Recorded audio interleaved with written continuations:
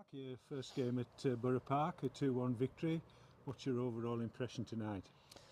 Mixed, really. I thought we were a little bit sloppy first half. I thought we gave the ball away too often, especially in our defensive third. But second half, we were very front-footed, and I thought we were more than deserving of the result. And again, it's not about the result, but I thought the fact that we smothered them so much in their own defensive third, and we asked a lot of questions of them time and time again, and ultimately they broke down, which is what happens to a lot of Northern Premier League clubs. If you can keep them in, their own defending their own 18-yard box, you are likely to create decent chances. So much to like about the second half. I thought. Well, 2-1 could have come 3-1, 4-1, and 5-1, and then. And then they probably had a 90-second spell, didn't they, in the second half, where we just the distances. But again, we've used 20 players today, which is good. We probably won't use 20 players again in pre-season. We'll start to hone in on certain players in certain positions. But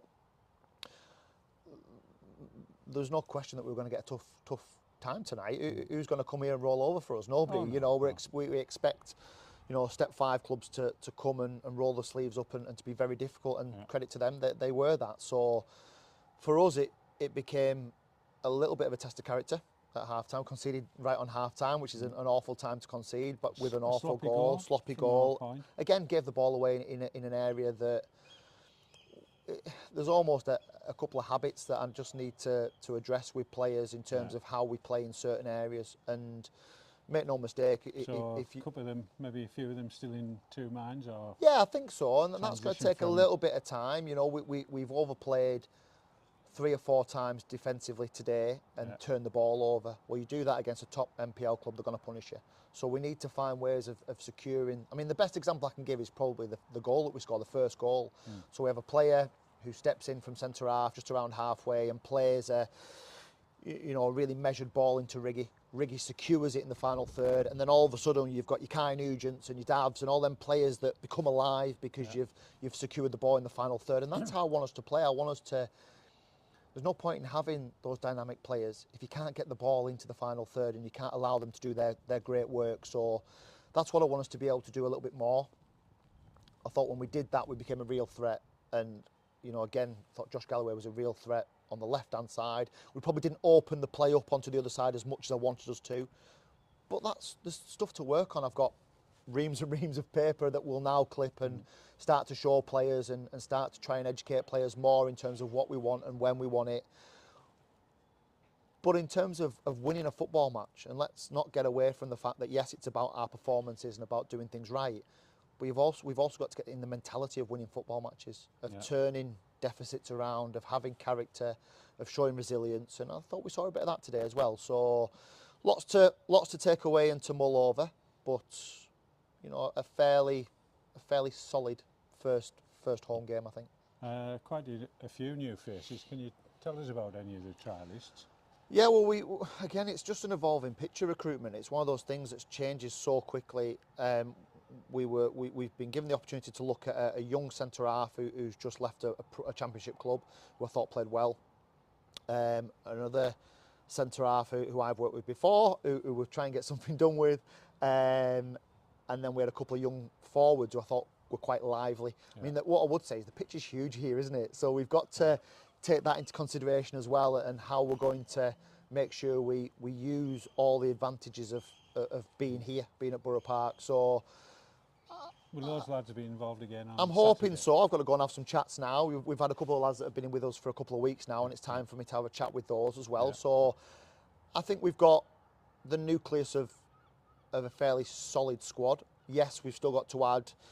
I think it's fair to say we still want a forward, we still want a midfield player, we still want a defender. So and the loans that we've got coming in, and there's still lots going on, but it's not for want of trying, and it's not for want of progress, because we are making progress on them. It's just still a player's market. It's still something that we've got to keep plugging away at and keep working at. There will always be at least one gem, maybe even two, that comes late. There'll be players that are trialling at National League and National League North clubs that we are still tracking, and we will see. We had a player who was trialling in Scotland, hasn't got a deal.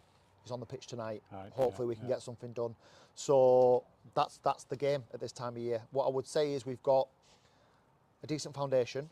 I've got to add that bit of quality and hopefully use the budget booster to get us something amazing. Yeah. So I'm well aware of the responsibility of spending that money as well. So looking lots ahead to do. to Saturday, a free hit against Carlisle Of course United. it is, but it's role reversal, isn't it? Carlisle City come here with a free hit. Whitehaven had a free hit at us the other day. You know, we're still rusty. We're still trying to just smooth off some edges and trying to get players doing things that they maybe haven't done before, or certainly here for a while, that we look at different ways of playing, and that's still going to be dynamic, fast, exciting. I know that.